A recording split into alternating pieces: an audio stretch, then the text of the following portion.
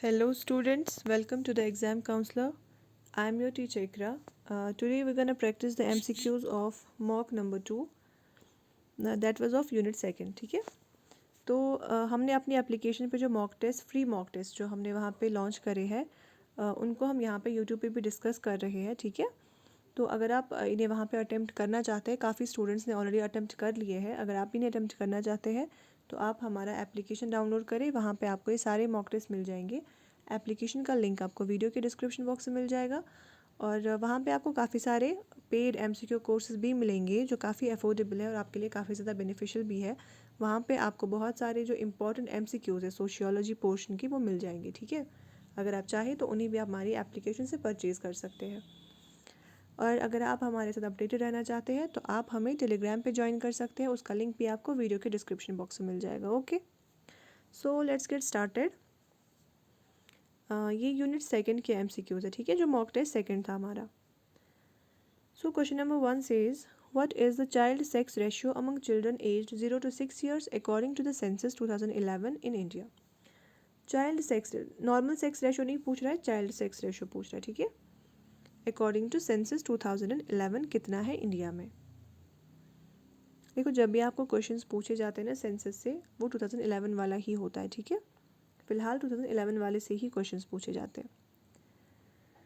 So what is the right option. Try to answer the question by your own. अगर आपको नहीं आता हो तब जाके आप आंसर देखेंगे. ठीक है, पहले आप खुद से अटेम्प्ट करना शुरू करें क्योंकि उससे आपको जो है ना प्रैक्टिस अच्छी हो जाएगी और आपका जितना भी स्कोर आता है आप उसे नीचे कमेंट बॉक्स में बताएंगे हमें. So the right answer is option A, that is 918 girls for every 1000 boys. Factual question है तो आपको इस चीज़ को बस याद ही रखना पड़ेगा. ठीक है, 918 girls for every 1000 boys. Next question. According to UNICEF, how many girls are married before the age of 18 every year in India? UNICEF के according, United nation international children emergency fund है ना. सो यूनिसेफ के according कितनी girls हैं India में जिनकी हर साल शादी होती है बिफोर द एज ऑफ 18. तो आपको पता होगा गर्ल्स के लिए जो है 18+ एज है फॉर मैरिज इंडिया में, है ना. तो लेकिन इंडिया में क्या है, बिलो 18 ईयर एज की लड़कियों की भी शादी होती है. तो यूनिसेफ के अकॉर्डिंग कितनी लड़कियां हैं जिनकी हर साल शादी होती है below the age of 18. Is it 8 million, is it 12 million, is it 1.5 million और 15 million. Yes, the right answer is option C, that is 1.5 million. Okay, clear. Question number 3. Which organization is mentioned in the text as actively working to address gender inequality in India? India की बात हो रही है तो कौन सी organisation है जो इंडिया में वर्क करती है, किस चीज़ के लिए, जेंडर इनइक्वालिटी के लिए. Is it UNICEF, is it WHO, World Health Organization, is it CRY. CRY का फुल फॉर्म क्या है, चाइल्ड राइट्स एंड यू. ठीक है, क्राई मतलब चाइल्ड राइट्स एंड यू. और is it UNESCO, United Nations Educational Scientific and Cultural Organization. Yes, try to answer. कौन सी organisation है जो इंडिया में वर्क करती है to address the gender inequality. It is option C, that is CRY. CRY क्या है ना, क्राई एक नॉन गवर्नमेंटल ऑर्गेनाइजेशन है, एक NGO है जो वर्क करता है चिल्ड्रन के राइट्स के लिए और जेंडर इनइक्वालिटीज़ के लिए. ठीक है, next question. What is the main purpose of the Protection of Women from Domestic Violence Act 2005? देखो, डोमेस्टिक वायलेंस एक्ट है, इम्पॉर्टेंट एक्ट है, तो आपको इसका डेट पता होना चाहिए. काफ़ी इंपॉर्टेंट एक्ट्स है लाइक चाइल्ड लेबर एक्ट है या फिर prohibition of child marriage act है. तो इन एक्ट्स के जो है ना आपको डेट्स भी पता होनी चाहिए. ठीक है, क्योंकि इनसे क्वेश्चंस पूछे जाते हैं आपसे. तो यहाँ पे आपका जो पहले आपको यही चीज़ अब मिल गई यहाँ पे कि protection of women from domestic violence act कब का है, 2005 का है. ठीक है, तो अब हमसे पूछा गया है कि इस एक्ट का मेन पर्पस क्या है. Is it to punish perpetrators of domestic violence with imprisonment, to provide support and relief to women facing domestic violence, to facilitate mediation between victims and perpetrators, या फिर to establish shelters for homeless women. देखो, सिर्फ punish करना उन लोगों को जो domestic violence करते हैं ये तो नहीं है। या फिर फैसिलिटेट करना मीडिएशन, देखो इसमें क्या है, मीडिएशन करोगे आप, अगर कोई विक्टिम है, किसी के साथ डोमेस्टिक वायलेंस हो रहा है, उसके साथ मारपीट हो रही है, तो उसमें आप मीडिएशन नहीं कर सकते ना। या फिर to establish shelters for homeless women, नहीं, हमें पता है इसका जो मेन पर्पस है that is to provide support and relief to women facing domestic. जब आप विमेन को सपोर्ट प्रोवाइड करोगे तो कल को जो है ना वो औरत अपनी आवाज़ उठा सकती है इस चीज़ के खिलाफ़ कि मेरे साथ डोमेस्टिक वायलेंस हो रहा है। वो तब होगा जब वो देखेगी कि बाकी औरतों को भी सपोर्ट मिला है। तो मेन पर्पस तो यही होना चाहिए ना कि टू प्रोवाइड, हम प्रोवाइड करें उन्हें सपोर्ट और रिलीफ जिनके साथ डोमेस्टिक वायलेंस हो रही है। ठीक है, I hope it's clear. Question number 5. Which legislation prohibits the use of prenatal diagnostic techniques for sex determination? देखो सेक्स डिटर्मिनेशन जो है ना इंडिया में वो इलीगल है, पनिशेबल ऑफेंस है ना। आपने अक्सर देखा होगा जब यूएसजी कराने जाते हैं या फिर कोई और जो टेस्ट वगैरह होते हैं वहाँ पे क्लिनिक्स में लिखा होता है sex determination is a punishable offence, है ना। तो वो एक एक्ट के अंदर वो चीज़ की गई है क्योंकि इंडिया में जो है काफ़ी ज़्यादा जो फीमेल फिटिसाइड होता है या हो रहा था पहले, अभी कुछ हद तक कम हो चुका है बट अभी भी होता है इंडिया में। तो उस चीज़ के लिए जो है ना एक एक्ट लाया गया। प्री नेटल का मतलब होता है बिफोर बर्थ। जो बिफोर बर्थ चेक करते थे सेक्स बच्चे का कि whether it is a boy और अ गर्ल, उसके लिए एक एक्ट लाया गया जो बिल्कुल सिंपल है। आपको ऑप्शंस देख के ही समझ आ जाएगा। The answer is option D, that is prenatal diagnostic techniques regulation and prevention of misuse act 1994। Date आपको याद रखनी पड़ेगी, ठीक है। Prenatal diagnostic techniques act, इस एक्ट के तहत क्या हुआ, प्रोहिबिट किया गया कि कोई भी जो है बच्चे का जो है बिफोर बर्थ सेक्स डिटरमिन नहीं कर सकता। Okay, I hope it's clear. Now the question number 6, what was the main objective behind passing the prohibition of child marriage act 2006? अभी मैंने आपको कहा आपको इन इम्पॉर्टेंट एक्ट्स के जो है डेट्स याद रखने पड़ेंगे, ठीक है। Prohibition of child marriage act 2006, इसका मेन ऑब्जेक्टिव क्या था? टू एनकरेज चाइल्ड मैरिज, देखो एनकरेज तो नहीं करेंगे हम। टू लीगलाइज चाइल्ड मैरिज, बिल्कुल भी नहीं। To provide higher penalties for child marriage, या फिर टू प्रोहिबिट, देखो प्रोहिबिशन ही वर्ड आया है तो it would be to prohibit child marriages and provide protection for minors. जो भी चाइल्ड मैरिज है उनको प्रोहिबिट किया जाए, चाहे कोई भी कंडीशन हो, चाइल्ड मैरिज लीगलाइज नहीं हो सकती है, और जो माइनर्स होंगे उनके लिए प्रोटेक्शन भी प्रोवाइड की जाती है इस एक्ट के तहत। ओके,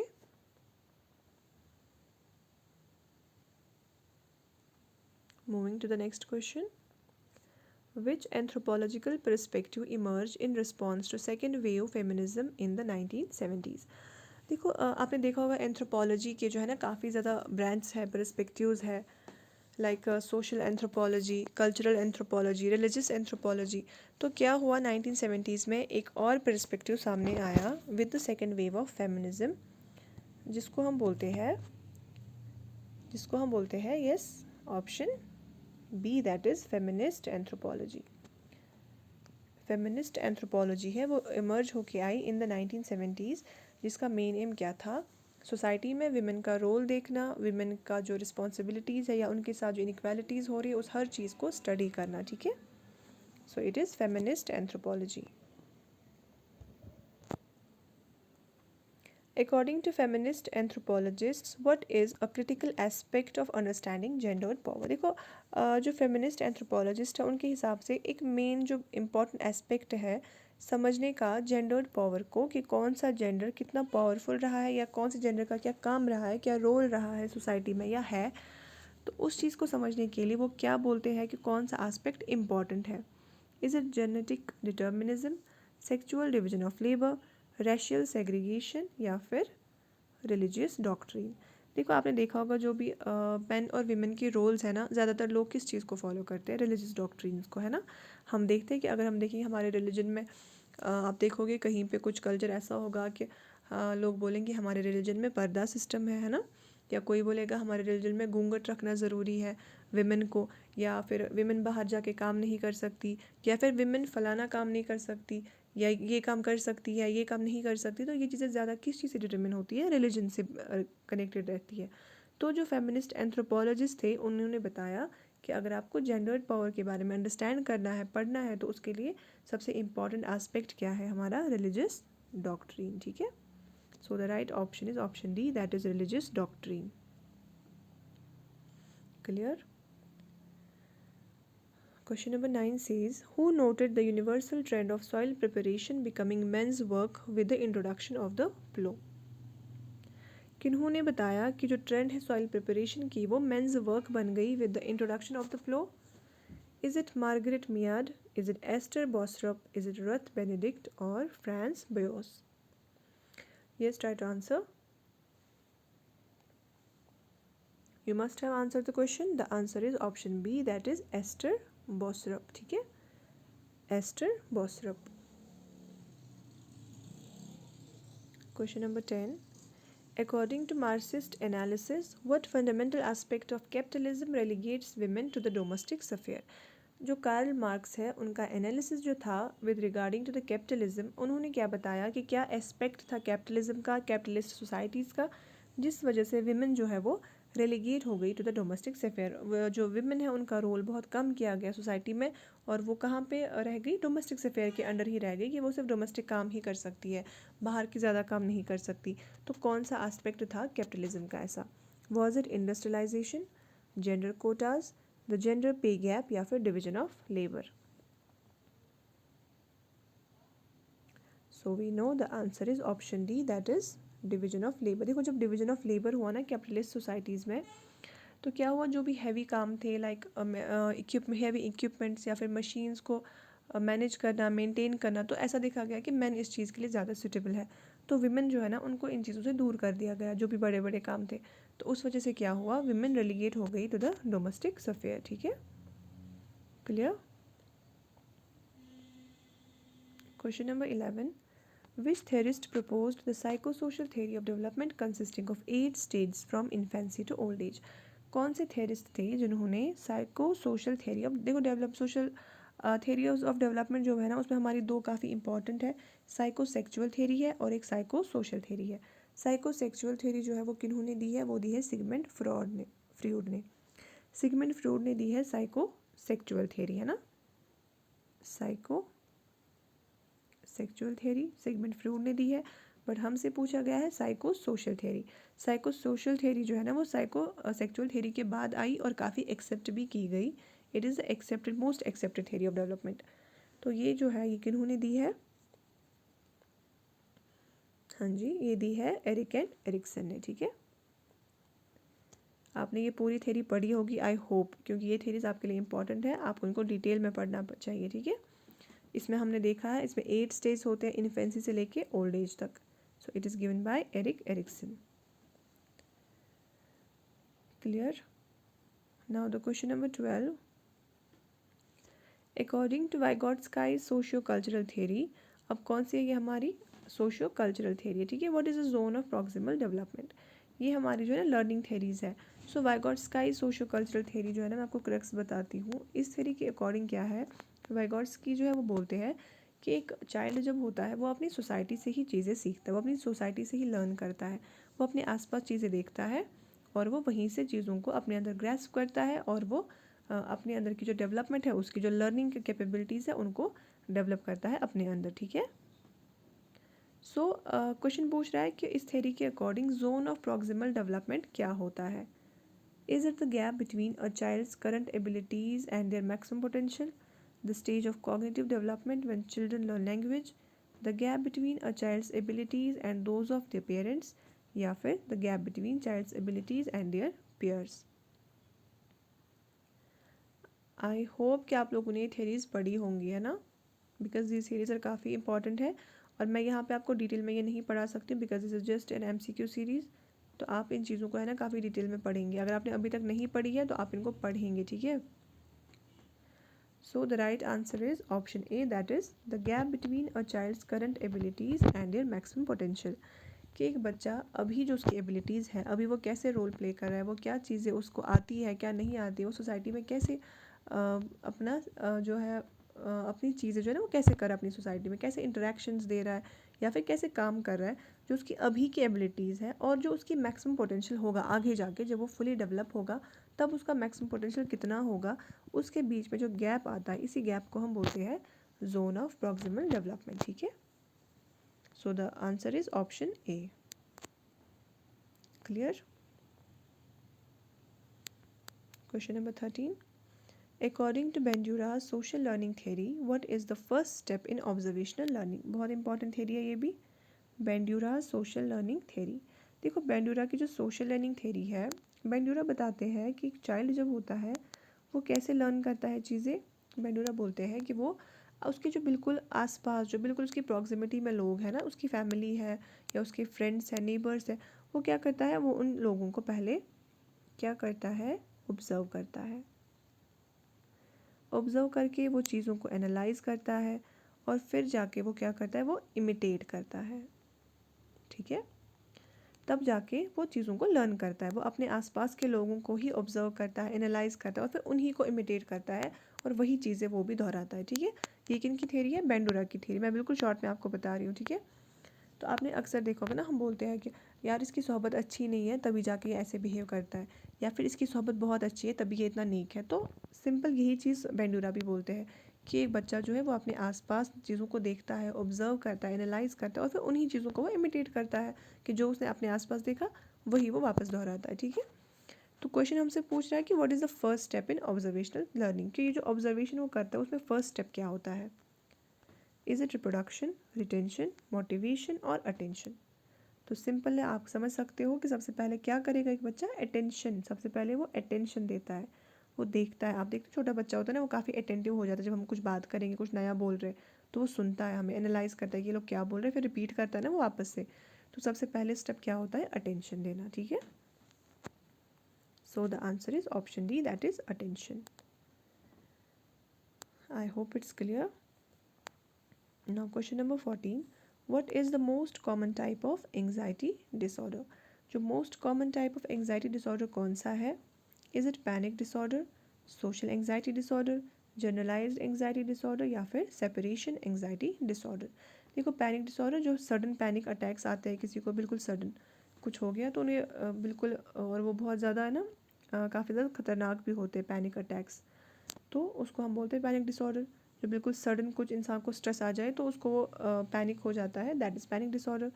देन सोशल एंग्जाइटी, मतलब अगर इंसान ज़्यादा सोशल नहीं हो सकता, कोई क्राउड है ज़्यादा या फिर कहीं पे ज़्यादा बड़ा गेट टुगेदर हो रहा है, उसको ज़्यादा लोगों से इंटरेक्ट करना पड़ रहा है, उस वजह से भी उसको एंग्जाइटी हो रही है, तो that is social anxiety disorder. Then generalised anxiety. Generalised मतलब जो जनरल एंग्जाइटीज़ होती है अक्सर लोगों को, आपको, मुझे, सबको होती है अपनी लाइफ में. अगर हम अचानक से अपने कमरे में एक स्नेक देखेंगे, सांप देखेंगे, तो हम ऑब्वियसली एंग्जाइटी आ जाती है ना, कि हम सोचे जब तक ये इस कमरे से बाहर नहीं जाएगा हमें आराम नहीं आएगा. या फिर अचानक से स्टॉर्म आ गई तो हमें एंग्जाइटी हो जाती है. या फिर अचानक से कोई ऐसी अल्लाह ना करे कोई बुरी खबर आ गई तो हमें एंग्जाइटी हो जाती है. दैट इज़ जनरलाइज्ड, जो बिल्कुल जनरल होती है. Then there is separation anxiety. Separation मतलब अगर कोई लाउड वन किसी को छोड़ के जाता है तो उन्हें एंग्जाइटी हो जाती है ना. हमने देखा होगा मूवीज़ में दिखाते हैं कि अगर कोई चला जाता है तो वो फिर बिल्कुल बेचैन हो जाते हैं, वो मरमर करते हैं, बात नहीं कर पाते, स्टेमर करते हैं. तो वो जो होती है ना चीज़ें, वो सेपरेशन की वजह से होती है. So that is separation anxiety disorder. तो जो मोस्ट कॉमन टाइप है वो कौन सा है, दैट इज़ जनरलाइज्ड, है ना, क्योंकि जनरल है, सबको होता है, वो आम तौर पे हम देखते हैं वो चीज़ होती रहती है. सो it is the most common type of anxiety, that is generalized anxiety disorder. Okay, now the 15th and the last question of this series. What is one way to cope with symptoms of an anxiety disorder? कौन सा एक तरीका है जो हम अपना सकते हैं ताकि हम एंग्जाइटी डिसऑर्डर के सिम्टम्स को ख़त्म कर सकें. Avoid seeking help from health care providers, increase caffeine intake, practice stress management techniques या फिर इग्नोर सिम्टम्स. देखो अगर हम अवॉइड करेंगे हेल्प तो फिर उससे कोई हेल्प हमें नहीं होगी, क्योंकि हेल्प इज़ इम्पॉर्टेंट. हमें थेरेपिस्ट के पास जाना पड़ेगा, डॉक्टर्स को देखना पड़ेगा, है ना. इनकीज अगर हम कैफ़ीन इंटेक, देखो caffeine is good for stress but not for anxiety. Anxiety is a disorder. अगर नॉर्मल सा स्ट्रेस होता है तो हम बोलते हैं ना कि कैफ़ीन ले लो, उससे थोड़ा स्ट्रेस बस्ट हो जाता है, लेकिन it's not good for anxiety, है ना. एंग्जाइटी इज़ डिसऑर्डर, उसके लिए हमें प्रॉपर मैनेजमेंट इंपॉर्टेंट है. देन इग्नोर, अगर हम इग्नोर करेंगे सिम्टम्स को और ऐसे ही रहने देंगे तो ये वर्स्ट भी हो सकता है with time. So it's not a good option. So the right option is practice stress manage. हम स्ट्रेस मैनेजमेंट प्रैक्टिस करेंगे, लाइक मेडिटेशन या फिर फिजिकल एक्सरसाइजेस करेंगे, अपनी बॉडी और अपने माइंड को कंप्लीट वर्किंग में रखेंगे ताकि जो हमारा इंटरनली है बिल्कुल सूथ डाउन हो, ताकि हम लोग इस चीज़ से बाहर आ सके, है ना. So option C is the right option. So this was the last question. और इसके साथ जो है हमारी ये MCQ की सीरीज़ आज की फिनिश होती है. We will come again with another one with another unit. ठीक है. So this concludes our lecture. Let's see you all soon. Okay, खुदा हाफिज़.